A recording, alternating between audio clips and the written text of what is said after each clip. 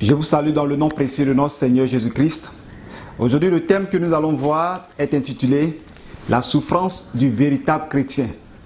La souffrance du véritable chrétien. Bien-aimé, la vie chrétienne n'est pas une vie de luxe. D'autres personnes pensent que quand tu deviens chrétien, tout est en rose, tout est dans la joie, tout est dans la paix. Et il n'y a pas de souffrance dans la marche chrétienne. C'est une erreur parce que dans la marche chrétienne, en Christ, il y a des souffrances. Et ces souffrances-là, Dieu même veut que nous passions ces souffrances pour mieux le connaître, pour mieux s'approcher de lui. La souffrance est biblique. Et sur cette terre, aucun homme ne peut être en joie jusqu'à la fin de sa vie.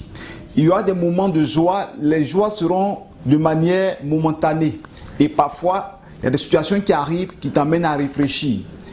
La vraie paix va se passer au ciel. La vraie joie va se passer au ciel. Sur la terre, nous ne pouvons pas avoir la paix, la joie comme Dieu veut. Alléluia. Donc, la joie ne sera pas continuelle. Quand nous lisons dans la Bible, l'apôtre Paul nous exhorte à avoir la joie. Lorsqu'il dit dans le livre de Philippiens, chapitre 4, verset 4, il dit que « Réjouissez-vous dans le Seigneur », je le répète, « Réjouissez-vous ». Quand vous lisez dans Philippiens, chapitre 4, verset 4, et vous allez comprendre cela. Donc, c'est avec la parole de Dieu que nous pouvons avoir la joie. C'est vrai que la joie, Dieu veut qu'on se réjouisse. Paul a parlé de la joie. Mais cela ne veut pas dire que tout le long de notre vie, c'est la joie. Il y a des moments difficiles que nous devons traverser. C'est pourquoi il y a des chrétiens qui ne peuvent pas traverser ces moments difficiles. Toutefois qu'il y a des moments d'épreuve, des moments de souffrance dans leur vie, ils accusent soit les pasteurs, ils accusent tous ceux qui sont auprès d'eux. Cela ne veut pas dire que quand on est dans la souffrance, Dieu nous a abandonnés. Dieu nous voit dans la souffrance. Dieu veut que dans cette souffrance, on puisse mieux le chercher, on puisse mieux sonder les Écritures. Parce que la terre, nous sommes, comme Pierre l'a dit, nous sommes étrangers et voyageurs sur cette terre. Que le Seigneur nous bénisse. Donc, le message dont nous allons parler aujourd'hui parle de la souffrance. Nous devons prêter attention parce que la souffrance est biblique. Comment tu dois souffrir? La souffrance qui vient de Dieu. Parce qu'il y a plusieurs types de souffrance. Il y a la souffrance qui vient de Dieu, la souffrance qui vient des hommes, la souffrance qui vient des démons, la souffrance de l'évangile. Et toutes ces choses-là, nous allons voir en détail. Que Dieu nous bénisse. La souffrance, comme je le disais, c'est l'un des moyens qui peut nous amener à être affermis, à être fort dans le Saint, être inébranlable. La souffrance nous amène à nous approcher plus de Dieu. Imaginez quelqu'un qui est tout le temps en joie, il va savourer sa joie. Mais quand nous traversons des moments difficiles, nous nous approchons du Seigneur plus et nous prenons la Bible et nous cherchons, nous prions, nous cherchons les versets, les passages qui peuvent nous consoler, qui peuvent nous édifier. En le cherchant, on découvre Dieu. On voit sa grandeur, sa puissance, son élévation, sa profondeur, la profondeur de son amour. Alléluia. Donc la souffrance, nous allons voir depuis les patriarches jusqu'à nos jours. Lorsque nous prenons le cas d'Abraham, Abraham, Dieu l'a appelé à l'âge de 75 ans. Dieu lui a dit, quitte la maison de ton père, ta patrie, et va dans le pays que je te montrerai. Vous voyez d'abord, Dieu lui a dit de sortir de son pays, mais il ne lui a pas dit le lieu où il doit partir. Il lui a dit, dans le pays que je te montrerai. Cela veut dire quoi? Cela veut dire qu'il va dans un endroit inconnu. Et imaginez quelqu'un qui se lève et puis dit, lève-toi et va. Et va dans tel pays. C'est la même chose. Nous sommes tous sur cette terre, nous sommes appelés à aller vers le ciel. Et lorsque nous allons partir au ciel, personne ne connaît le ciel. Nous partons dans un endroit inconnu. Et par la foi que nous partons. C'est la même manière qu'Abraham, Dieu lui a fait cette promesse qui dit, va dans le pays que je te montrerai. Montrerai au futur, c'est-à-dire Dieu n'a pas précisé. Il dit tu vas trouver ce pays plus tard. Donc la marche chrétienne, c'est d'aller dans une cité céleste, la Nouvelle Jérusalem, que Dieu va nous montrer lorsque nous y serons. Alléluia. Donc lorsque nous prenons le cas d'Abraham, la souffrance d'Abraham, vous voyez bien, un vieillard de 75 ans, un homme de 75 ans, il est déjà vieux. Et Dieu lui dit de sortir dans sa patrie. Et il sort avec sa femme Sarah, qui était stérile, et en plus, il sort avec Lot. Et vous avez vu quelques souffrances qu'il a vécues avec Lot, au point qu'ils se sont séparés. Ce n'est pas ça que je voulais parler. Je veux parler de la souffrance d'Abraham. Abraham avait une femme qui n'avait pas d'enfant. Pendant 75 ans jusqu'à 90 ans, pas d'enfant. Alléluia. Mais Dieu a fait cette promesse qu'il dit il va avoir l'enfant. Imaginez quelqu'un, à son âge, il n'a pas d'enfant et il dit aux gens que le Dieu qui m'a appelé me dit que je vais aller dans un pays, il va me montrer et c'est une promesse, un pays de repos, un pays de joie. Et que diront les gens autour? Il dit, mais ton Dieu qui t'a appelé, mais avec cette femme que tu vas stérile, mais qui sera ta postérité? Qu'est-ce que tu vas faire? Mais il a eu foi en Dieu. Et Dieu a démontré dans les jours à venir qu'il est capable de donner l'enfant et lui a donné un fils qui est Isaac. Et quand vous lisez la Bible, vous allez voir combien de fois Abraham a souffert. La Bible déclare que quand Lot s'est séparé de lui, parce que Lot était considéré comme son fils, son neveu, mais à un moment donné, Lot a pris son chemin. Et la Bible déclare que Abraham était assis à la chaleur du jour, dans le désert, à Mamré. Et c'est ainsi qu'il a reçu les visiteurs, c'est-à-dire il a reçu le Seigneur. Vous voyez, dans la souffrance, lorsque nous sommes là et nous sommes en train de méditer dans la souffrance, Dieu nous visite. Dieu n'abandonne jamais ses enfants dans la souffrance. Et après ça, Dieu lui a fait des promesses. Mais à chaque promesse, à chaque bénédiction, il y a une souffrance qui est attachée à la promesse que Dieu faisait à Abraham. Il dit, pour entrer dans ma promesse, pour entrer dans mon alliance, il faut faire la circoncision. La circoncision n'est pas quelque chose de facile. C'est à partir du 8e jour qu'on circoncis. Mais quand Abraham, il était âgé, plus de 180 ans, là-bas qu'Abraham a fait la circoncision. Et son fils, à partir des autres, ses serviteurs qui étaient auprès de lui, tous ont fait la circoncision dans la douleur. Vous voyez, il y a la souffrance. Et Dieu lui donne un fils. Et il était content parce qu'il a un fils. Et Dieu lui dit encore, donne-moi ce fils et sacrifie sur le mont Morija. Imaginez, quelqu'un qui a un fils dans sa vieillesse avec sa femme, il est heureux. Et du coup, Dieu lui donne une parole, et cette parole va toucher Abraham au plus profond de son être, et c'est comme une souffrance, une douleur, de l'amertume dans son âme. Mais par l'obéissance, Abraham l'a fait. Et quand Abraham l'a fait, Dieu lui a fait une grande promesse que j'aimerais qu'on lise tout à l'heure dans Genèse chapitre 22, à partir de verset 15. Vous voyez, quand Dieu te fait une promesse dans la souffrance, que tu obéis et que tu marches dans l'obéissance, dans la crainte du Seigneur, et que tu acceptes cette souffrance, ce que Dieu te dit, au bout de cette souffrance se trouve une récompense, se trouve une promesse, se trouve une bénédiction, ou même voir des promesses et des bénédictions. Dans Genèse chapitre 22, à partir du verset 15, l'ange de l'Éternel appela une seconde fois Abraham des cieux et dit, je le jure par moi-même, parole de l'Éternel, parce que tu as fait cela et que tu n'as pas refusé ton fils, ton unique, je te bénirai et je multiplierai ta postérité comme les étoiles du ciel et comme le sable qui est sur le bord de la mer. Et ta postérité possédera la porte de ses ennemis. Alléluia. Le verset 18.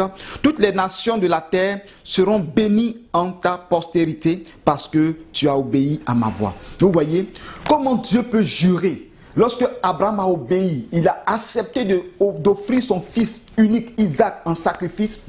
Dieu lui a dit non, ne le fais pas. Regarde dans le buisson, il y a un bélier qui a été, c'est qu'on a été retenu et Abraham a pris le bélier, il a sacrifié en remplacement d'Isaac. Et Dieu a été tellement touché. Et Dieu a juré, il dit, je jure que je bénirai ta postérité, je multiplierai. Et cette bénédiction que Dieu a donnée à Abraham, ça a été pour lui une bénédiction éternelle. Et lorsque nous lisons la Bible, la promesse d'Abraham est partie. Jésus même a parlé de sa promesse. La Bible même a parlé qu'Abraham a une cité au ciel. Quand le riche est mort, le pauvre Lazare est parti au ciel. L'histoire de cette histoire que Jésus nous a expliquée, nous voyons bien que Lazare était dans le sein d'Abraham. Alléluia. Regardez, quand tu marches dans les souffrances, des épreuves, il y a une récompense physique et une récompense céleste. Une récompense spirituelle qui nous attend. Donc je dis à nos frères et sœurs qui sont en train de souffrir parce qu'ils sont chrétiens ou passent des moments difficiles, je vous encourage à souffrir, acceptez votre souffrance parce que la souffrance est biblique. Si Abraham a souffert, dis-toi qu'un jour toi aussi tu vas souffrir. Il y a une chose que je vais dire à quelqu'un. Tu peux, dans la souffrance, dans l'obéissance, Dieu peut marquer une parole, dire une parole sur ta vie et cette parole sera une parole à perpétuité. Vous voyez, l'ange a juré que je multiplierai ta postérité, tu seras puissant, etc. Je te bénirai et toutes ces bénédictions que l'ange a prononcées, c'est la part de Dieu parce que l'ange parle de la part de Dieu. Donc cette bénédiction que l'ange a prononcée sur Abraham, cette bénédiction est restée une bénédiction éternelle. C'est-à-dire Abraham, Dieu a destiné Abraham à la vie éternelle. Donc je dis à quelqu'un, il y a des actes que tu peux poser, il y a des actions que tu veux, des épreuves que tu peux traverser, des souffrances. cela va toucher Dieu. Dieu peut se lever de son trône et donner ordre à ses anges pour dire, cet enfant, ma fille, mon fils que vous voyez, mettez votre main sur lui, gardez-le, veillez sur lui, à cause de l'acte, à cause de la souffrance, à cause des épreuves, qui n'a pas abandonné et qui est toujours resté fidèle. Et veillez sur lui jusqu'à ce qu'il rentre dans ma demeure. Alléluia. C'est possible. Parce que Dieu qui jure, je jure. Il jure par son trône, il jure par lui-même que Abraham a fait quelque chose qui l'a touché. Bien-aimé, dans la souffrance, ne te plains pas. Dans la souffrance, ne murmure pas. Parce que en souffrant, et que dans la souffrance que tu es, dans la crainte du Seigneur, dans l'obéissance de Dieu, tu es en train de susciter quelque chose de grand dans le royaume des cieux. Dieu est content de toi. Dieu est content de ta souffrance. Dieu, Satan va se moquer de toi, mais tu ne cèdes pas. Et ça donne encore la joie à Dieu. Alléluia. Nous allons voir un peu sur Job. Et il y a des cas encore que quelqu'un peut poser, et ça peut être un acte négatif, et ça peut même t'amener à perdre ton salut. C'est pourquoi tout ce qui nous arrive, il ne faudrait pas que nous murmurions. Nous devons craindre le Seigneur, nous devons avoir foi à tout ce qui se passe. Regardez dans la Bible, dans le livre de Néhémie, chapitre 4, à partir du verset 4 au verset 5.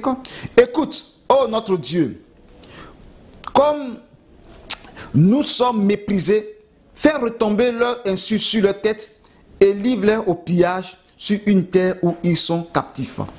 Ne pardonne pas leurs iniquités et que leurs péchés ne soient pas effacés devant toi, car ils ont offensé ceux qui bâtissent. Alléluia. Voici un message fort. Sanballat, Tobia, Geshem, qui s'opposaient au rebâtissement des murailles de Jérusalem. Lorsque Néhémie est venu pour rebâtir les murailles, Sanballat, Tobia, Geshem, ces Ammonites se sont opposés farouchement, ces Arabes, parce qu'il y avait des Arabes, des Ammonites, se sont opposés farouchement à Néhémie, empêchaient Néhémie même de bâtir le temple. Vous voyez, et Néhémie a fait une prière pour les condamner. Il les a condamnés pour l'enfer. Il dit que leurs péchés ne soient point effacés. Il dit ne pardonne pas leurs iniquités et que leurs péchés ne soient pas effacés de devant de toi, car ils ont offensé ceux qui bâtissent. Bien-aimés, voici des messages forts. Vous voyez, Abraham a reçu un message de bénédiction à perpétuité.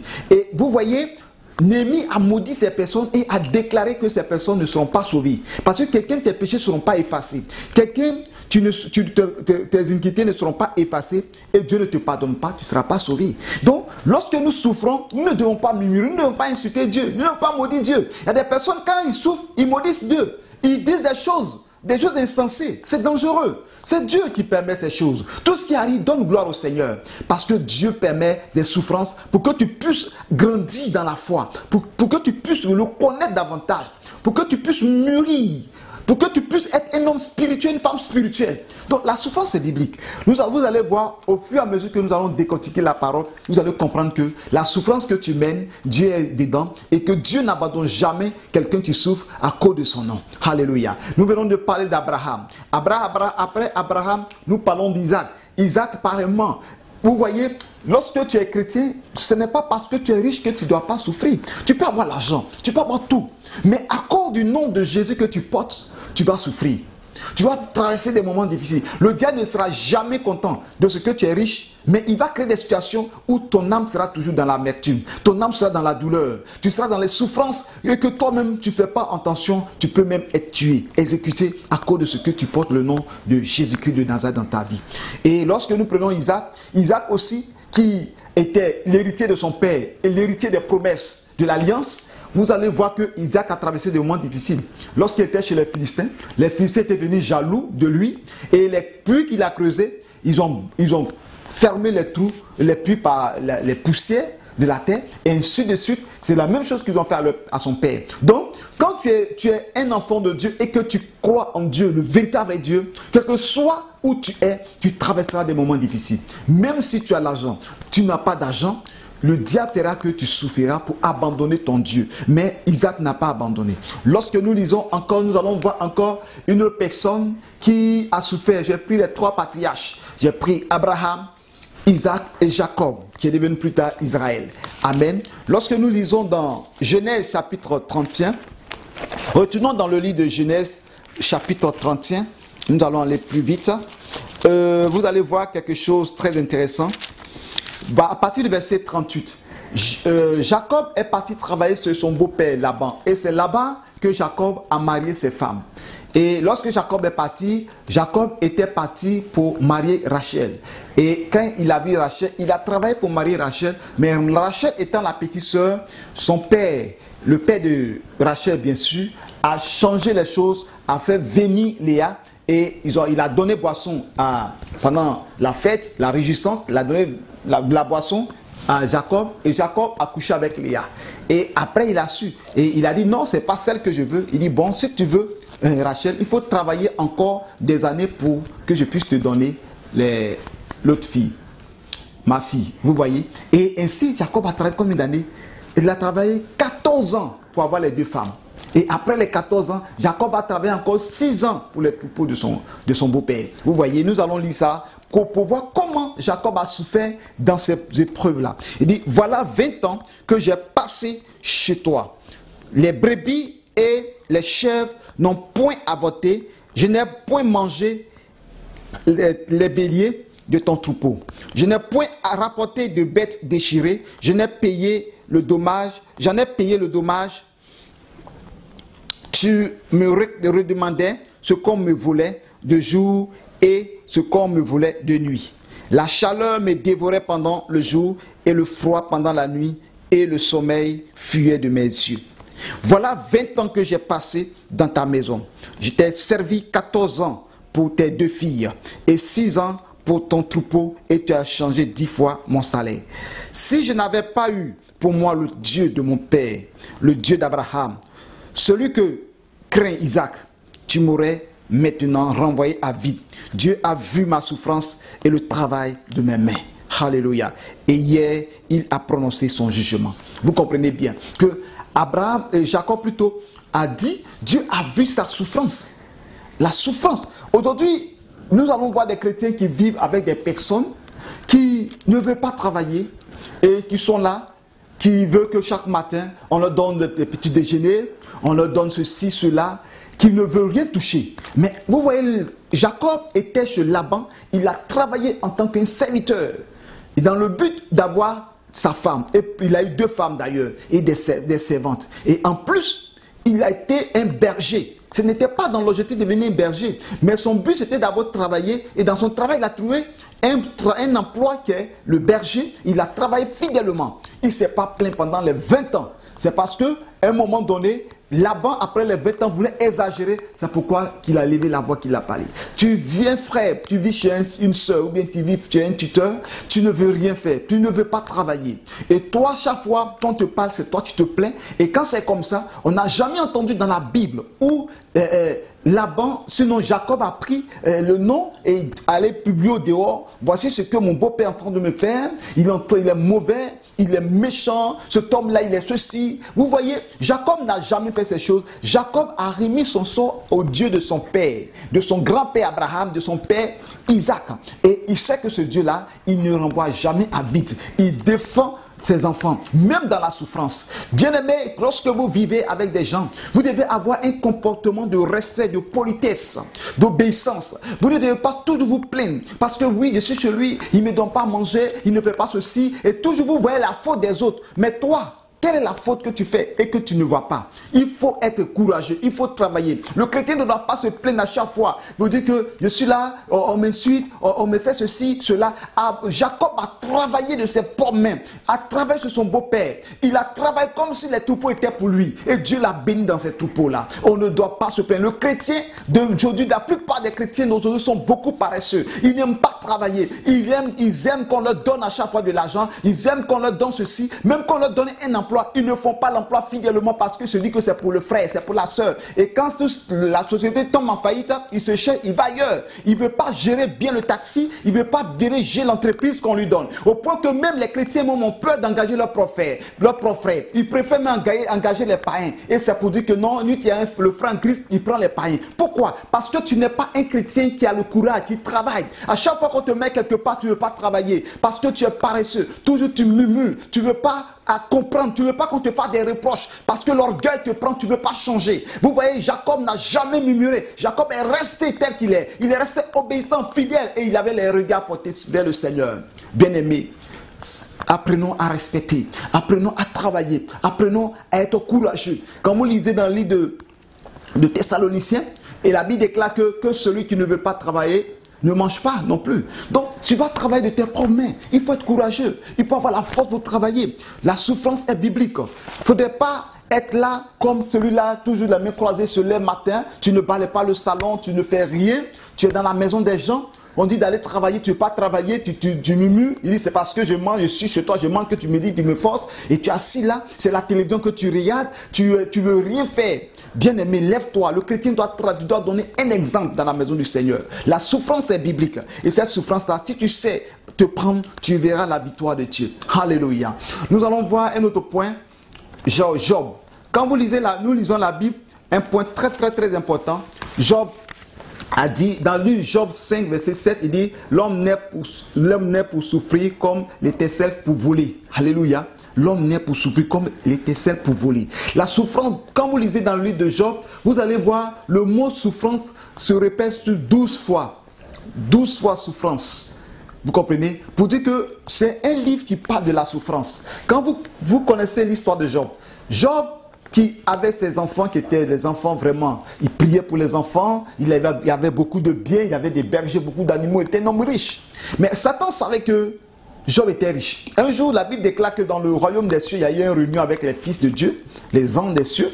Et Satan, lui, se promène, on lui demande, il est venu, il arrive, du coup, dans la réunion, il apparaît là. Dieu lui demande, Satan, d'où viens-tu? Il dit, je viens de parcourir la terre, m'y promener. On lui pose la question, as-tu vu mon serviteur Job? Il dit, bien sûr, je l'ai vu.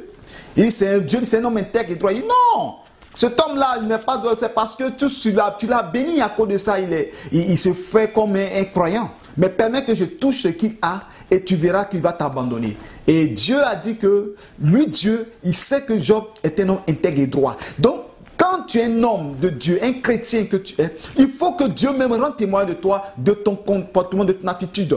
Il faut que Dieu rende témoignage. Si les frères en Christ ne peuvent pas rendre de bons témoins de toi, parce que tu es un escroc, parce que tu es un voleur, tu es un menteur, c'est pas Dieu qui va rendre témoin de toi. Satan va tout t'accuser devant le Père pour dire que voilà, ton fils, tu es un menteur, c'est un escroc, c'est un impudique, c'est celui-là, c'est un vaurien alcoolique. Vous voyez? Donc Dieu lui-même témoigne que Job est un homme intègre et droit. Et Satan va vouloir tenter, va vouloir attaquer Job. Dieu lui donne l'autorisation, mais il dit, va, mais ne touche pas à son âme. Cela veut dire quoi? Ne le tue pas.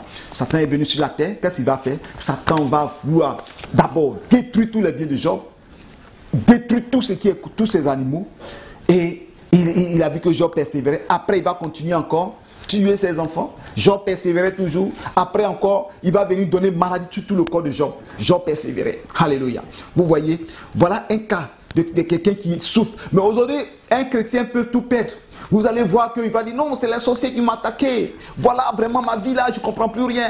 Seigneur, qu'est-ce qui se passe? Et même ce qui fait plus mal, c'est les chrétiens qui vont venir te persécuter. Parce qu'un homme de Dieu, John Pitts a dit, j'ai lu dans un livre, il dit, la plus affreuse des persécutions est le chrétien persécutant d'autres chrétiens. Alléluia. Vous voyez? La chrétien de personne d'autres chrétiens. Tu vas voir qu'à l'époque de Job, on a vu les amis de Job. Ils l'ont accusé. Il dit c'est parce que tu ne donnes pas de la nourriture aux veuves. Tu ne t'occupes pas des orphelins alors que Job le fait tout le temps. C'est pourquoi que Dieu t'a frappé.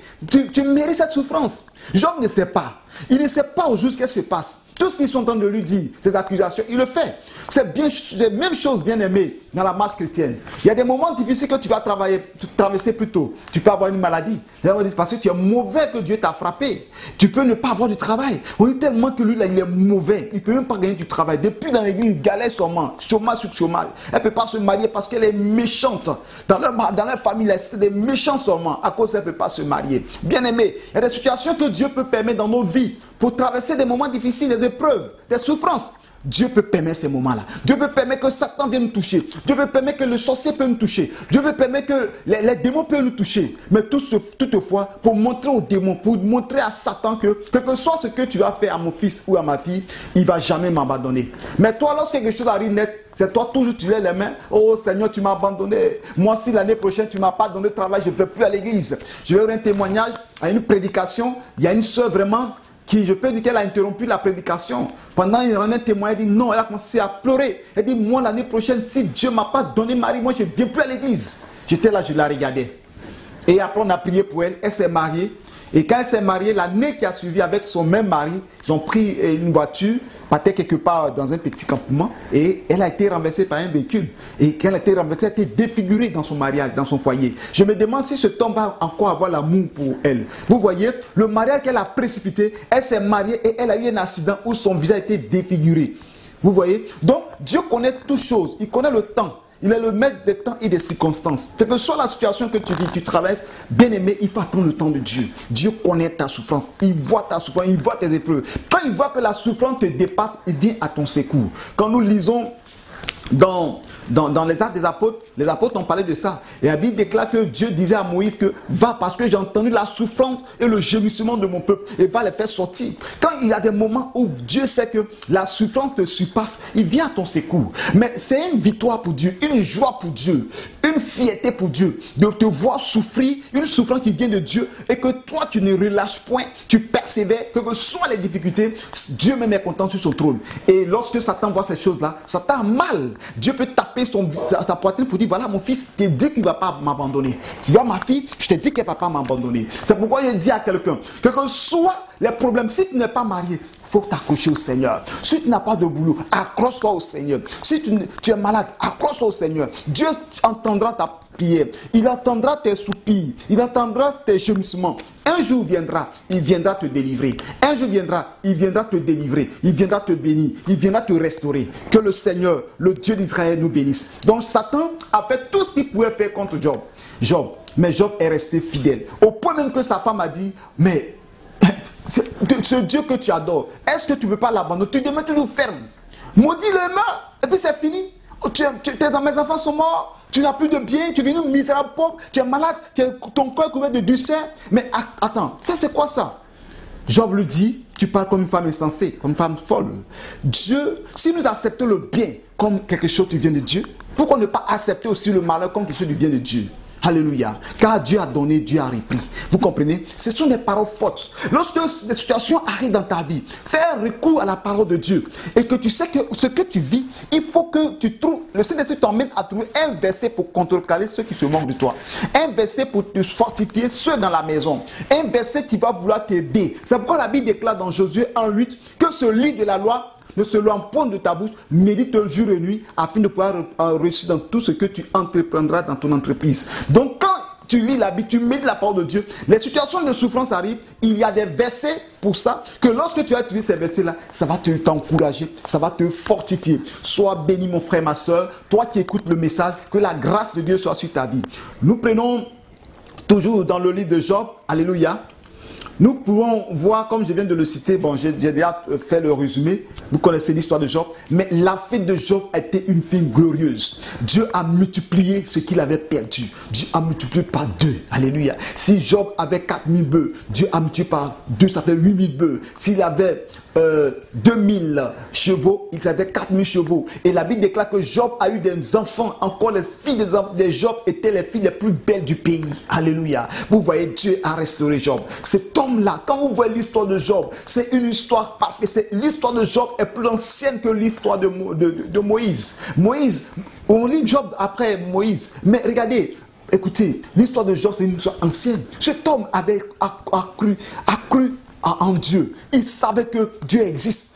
Dieu s'est révélé à lui. Dieu lui a montré les mystères. Dieu lui a montré les mystères de la création. Il a compris qu'il n'avait pas tort d'adorer ce Dieu. Alléluia. Que Dieu vous bénisse et vous garde. Nous prenons le cas de David. David est un homme qui a été consacré par Dieu et par Samuel. Et quand il a été consacré par Samuel au travers de Dieu au travers de Samuel, vous avez vu que David a souffert, il a été chassé par Saül. Saül l'a chassé, il l'a chassé jusqu'à dans le désert. Sinon David dormait dans les grottes, dans les cavernes.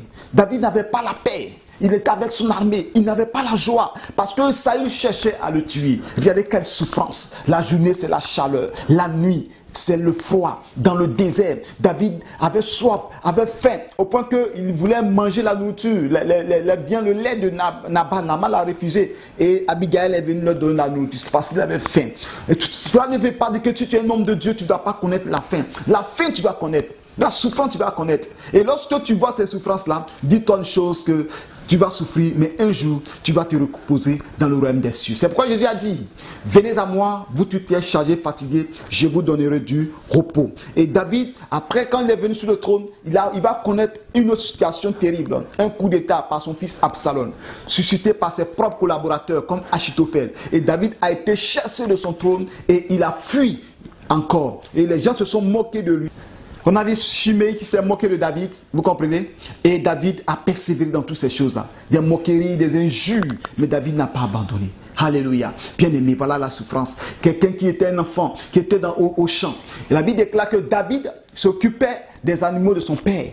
Vous voyez, des animaux de son père. En temps, ses grands frères étaient en ville, étaient là-bas. Et lui, la journée, la nuit, il va lutter contre les lions, les ours. La Bible déclare qu'il tuait les ours et les lions. Mais cet enfant-là était courageux. Il était habitué à la souffrance. Un homme qui avait le cœur. Donc, la vie chrétienne n'est